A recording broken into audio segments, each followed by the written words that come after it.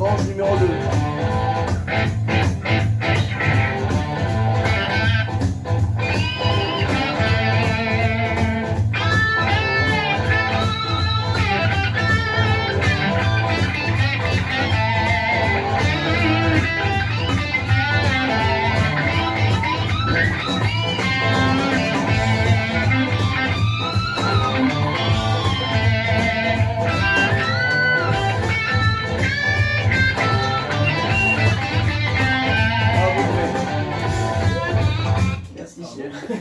Ok, donc vous avez compris c'est dur.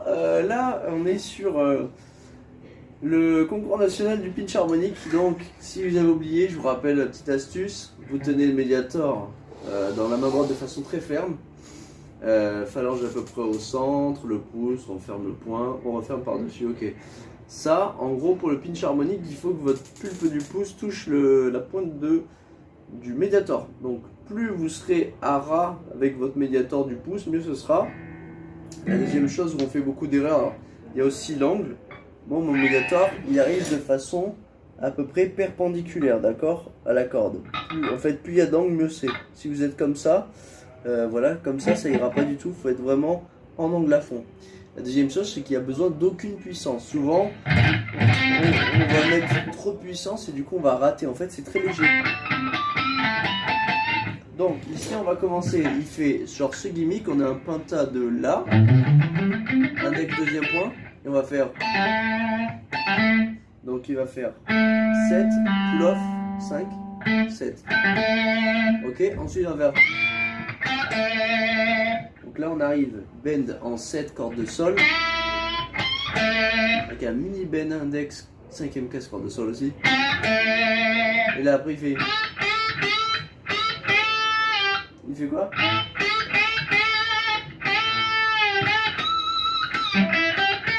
Ouais, c'est ça à peu près. Donc il va faire à peu près 4 bends en 8e casse corde de si.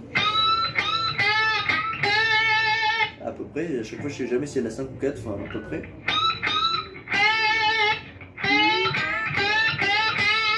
Ensuite il va rejouer son bend en l'air.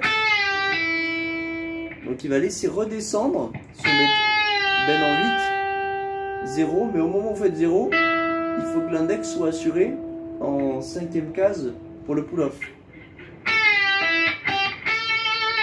Donc ensuite on se laisse redescendre. 8 à vide et on rebelle. Ok, et ensuite on fait, il refait à peu près le même motif.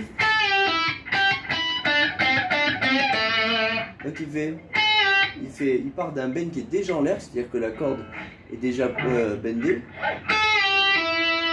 Il repasse 8, 5, 7 cordes de sol, 7 et finit en 5.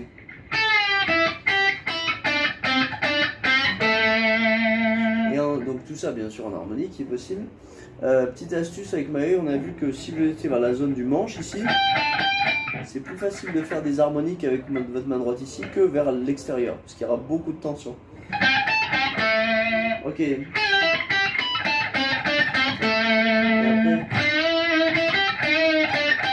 après, ensuite il y a ça qui est horrible.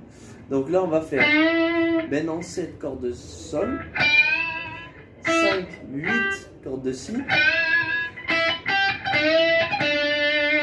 On refait directement la sortie du 8 cordes de si, bend en 7 cordes de sol, à 0, et on ressort direct. Désolé, c'est un peu faux. Bend en 5 cordes de sol, et ensuite 7 cordes de ré. Donc ça nous fait.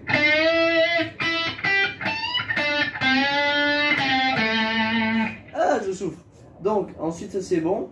Et ensuite, donc là on arrive sur un bend. Je vous invite à essayer de vous entraîner à avoir le meilleur son possible sur toute la longueur de la corde.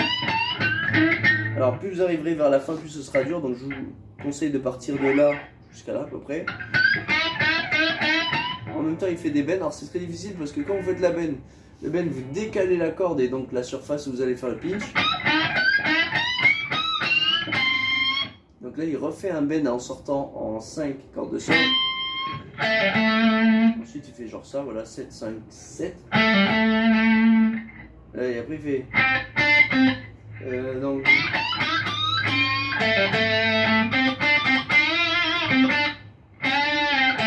Donc là il veut... Il fait un truc dans le genre, donc 7, 5, 7, 5, et il remonte. Et là... Donc il fait 7, 5, 7, rebelle dans le 5.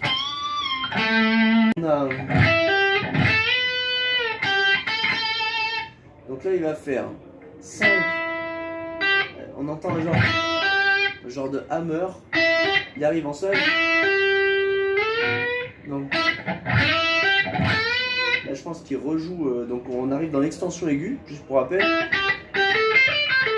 D'accord, on va évoluer entre la 8e et la 10e case. Ben en du coup 10, 8 et 2 fois 10. On se remet en position normale de penta. Et on va faire un ben en 8 mais corde de mi, donc c'est très dur. Ok. Et après il va clore donc ce solo là. Je crois que c'est ça, hein. Donc après il va faire une penta, 8-5. 8-5, 8-5. Je te ressemble un petit peu au début. Donc bon courage à tous et à la prochaine.